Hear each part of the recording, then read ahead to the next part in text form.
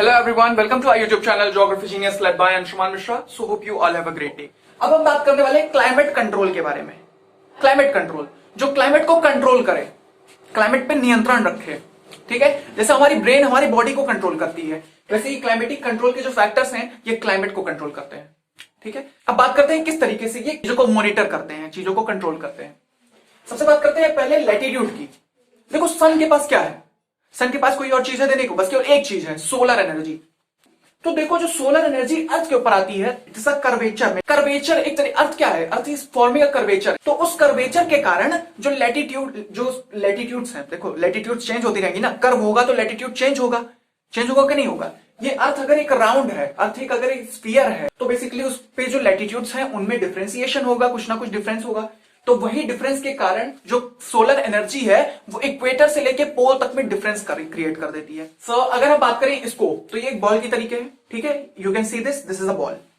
अब देखो ये कर्व है, इसके ऊपर एक कर्व है, ठीक है। यहां मिडिल में कर्व, तुम सबको पता है 0 डिग्री पे इक्वेटर होता है, ठीक है, अर्थ पे।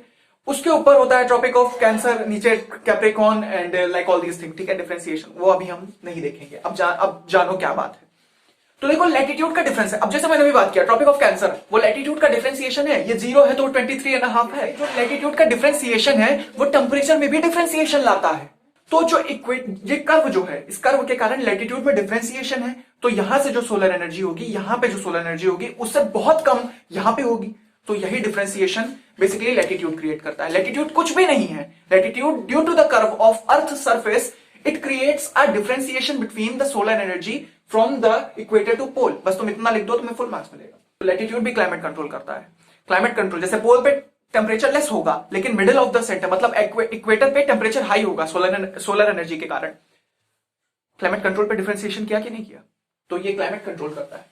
बात करते हैं एल्टीट्यूड। एल्टीट्यूड कुछ भी नहीं है, हायर हाइट्स। तो क्लाउड एक्सप्लेन कर रहा था, तो मैंने आपको एल्टीट्यूड बताया था, शायद आपने ना देखा हो, काफी हायर क्लासेस के लिए है, तो मैं आपको समझा दे रहा हूं कि एल्टीट्यूड क्या है। बेसिकली देखो माउंटेन्स को देखते हो तो माउंटेन्स क्या होती है, बेसिकली सी लेवल से ऊपर होती है, हाई। तो जितना ज्यादा हायर हाइट्स उतनी ज्यादा एल्टीट्यूड, ठीक है। वहां पे एल्टीट्यूड पे क्या होगा, वहां पे सन की रेस, सोलर एनर्जी नहीं पहुंच पाती बेसिकली। और अगर हम नॉर्मल स्टेट्स में बात कर रहा हूं मैं, जैसे कि अगर हम नॉर्मल शब्दों में कहें तो बेसिकली हायर हाइट्स इसका रीजन है, बस कुछ नहीं। Higher heights are the reason of this altitude. Altitude क्यों है, एल्टीट्यूड क्लाइमेट कंट्रोल का एक फैक्टर क्यों है, because of the higher heights. बात करते हैं प्रेशर एंड विंड्स के बारे में। सुनो प्रेशर विंड्स क्या है। बेसिकली क्या है ना, प्रेशर जब ये कंट्रोल कर लेती है सोलर एनर्जी को, तो तुम ये जान सकते हो कि टेम्परेचर मतलब कि जो हॉट वेदर सीजन है, कोल्ड वेदर सीजन, वो तो कंप्लीट हो गया। अब रेनफॉल की बात करें अगर, तो वो कंट्रोल होता है प्रेशर ऑफ विंड्स के कारण, कि रेनफॉल को कंट्रोल करता है। जैसे ऊपर वाले हॉट वेदर और कोल्ड वेदर सीजन को कंट्रोल करते हैं, विंटर्स को कंट्रोल करते हैं, समर को कंट्रोल करते हैं, वैसे ही रेनफॉल को कंट्रोल करता है। डिस्टेंस फ्रॉम द सी की बात करें, डिस्टेंस फ्रॉम द सी क्या होता है, देखो एक होता है मॉडरेटिंग इन्फ्लुएंस ऑफ क्लाइमेट, ठीक है, मॉडरेट इन्फ्लुएंस। लेकिन मॉडरेट इन्फ्लुएंस यहां पर डिक्रीज होता है। तो ये बेसिकली क्या करता है, मॉडरेट इन्फ्लुएंस को डिक्रीज कर देता है, और इसीलिए हम जैसे लोगों को, हम सारे इंसानों को एक्सट्रीम क्लाइमेट का, एक्सट्रीम वेदर का एक्सपीरियंस होता है। जैसे मान लो तुमने कहा अरे यार कल तो बहुत ज्यादा ठंडी थी, आज और भी ज्यादा ठंडी है, आज 3-4 डिग्री सेल्सियस है temperature. Distance of the sea, extreme weather conditions. क्यों, क्योंकि moderating influence of climate decrease होता है।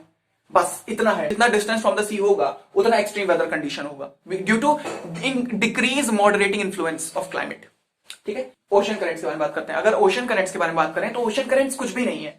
ओशन करंट्स को अगर आपको समझना है तो ये ऑनशोर विंड इफेक्ट करती हैं। कहां पर, ऑनशोर विंड जो होती हैं वो इफेक्ट करती हैं कोस्टल रीजन में।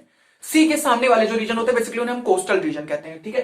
तो कोस्टल रीजन पे जो इफेक्ट डालती है, कोस्टल रीजन पे जो चेंजेस डालती है, ठीक है, क्लाइमेट पर जो इफेक्ट करती है, वो फैक्टर एक है ocean current. Ocean current climate control इसलिए करता है क्योंकि कोस्टल रीजन पे डिफरेंस लाता है, ठीक है। अब बात करते हैं रिलीफ की, लास्ट। तो मैं यहां पे लिख के दे रहा हूं onshore winds on coastal regions, on coastal regions, ठीक है। आप इसे नोट कर सकते हो, नोट कर लो फटाफट, और जो बोला है वो भी समझ जाओ। अब रिलीफ की बात करते हैं। रिलीफ क्या होता है, लैंड बॉडीज रिलीफ होती हैं, ठीक, इतना जानो। लैंड बॉडीज रिलीफ होती हैं, जैसे यहां पे लो लैंड है, यहां पे प्लेट्यू है, प्लेन है, यहां पे हायर माउंटेन्स है, हायर रीजन है, तो वो भी इफेक्ट करती हैं। जैसे हायर माउंटेन्स जो हैं वो क्या करती हैं, वो बैरिकेड की तरह काम करती हैं विंड्स के लिए। विंड्स के लिए, सोलर एनर्जी के लिए, मैंने अभी आपको स्टार्टिंग में दिया था एक एग्जांपल, सोलर एनर्जी, विंड्स, इन सब के लिए बैरिकेड कौन है, बैरिकेड नन अदर देन एक ही चीज तो है, माउंटेन्स। जो अगर हायर लैंड्स होंगी, हायर हाइट्स होंगी, हायर जैसे माउंटेन की हायर हाइट्स होती हैं, तो बेसिकली माउंटेन क्या करता है, माउंटेन एक तरीके का डिफरेंशिएशन ही तो लाता है टेम्परेचर में, और वो रिलीफ है, रिलीफ ही तो है, लैंड पे ही तो है, लैंड का ही तो फीचर है। तो वो जब डिफरेंशिएशन लाएगा, सोलर एनर्जी को बैरिकेड का काम करेगा, विंड की एनर्जी के लिए बैरिकेड का काम करेगा, इसीलिए उसमें ग्लेशियर होता है।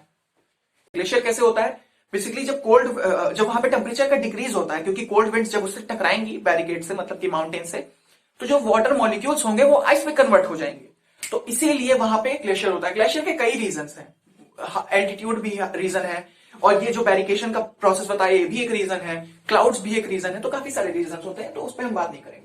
रिलीफ की बात करते हैं, रिलीफ वही तो है, अभी तो बताया हायर हाइट्स, ठीक है।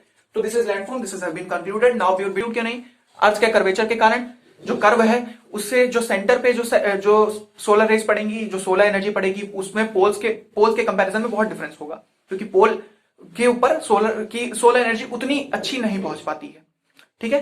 तो जो वो डिफरेंशिएशन है वो क्रिएट करता है क्लाइमेट में, चेंज करता है क्लाइमेट में, वो भी एक फैक्टर है।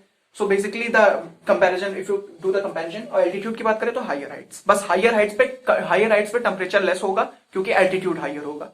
मैंने आपको क्लाउड में एक्सप्लेन किया था, लेकिन आपने नहीं देखा है तो कोई बात नहीं। एल्टीट्यूड बेसिकली क्यों, जब एल्टीट्यूड हायर होगा टेम्परेचर लोअर होगा, इसीलिए यहाँ पे कोल्ड वेदर सीजन बेसिकली पाया जाता है हिल्स पर। प्रेशर एंड विंड्स कुछ नहीं, प्रेशर एंड विंड्स कुछ भी नहीं, बस वो रेनफॉल को अभी तुम्हें आगे पता चलेगा, जेट स्ट्रीम और काफी सारी चीजें तुम्हें पता चलेगी, लेकिन अभी प्रेशर और विंड्स पे तुम इतना जानो कि pressure and winds only controls the rainfall, ठीक है। So I hope you enjoyed the video. Don't forget to subscribe to YouTube channel, like, comment, share and join to us. And I hope you understood the topic. ठीक है, thank you.